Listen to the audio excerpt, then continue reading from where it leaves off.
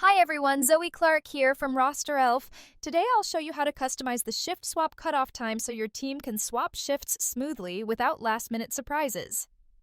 How to access roster settings. Click Settings in the top menu of RosterElf.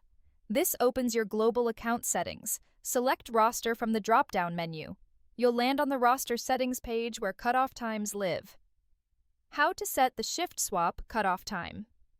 Choose a cutoff option such as 0, 12, 24, 36, or 48 hours from the dropdown. For example, pick 24 hours if you want staff to request swaps at least a day before the shift starts. Click Save to lock in your new cutoff. RosterElf immediately enforces the rule so future swap requests follow it. Thanks for watching. If you need help, our support team is always here. Happy rostering!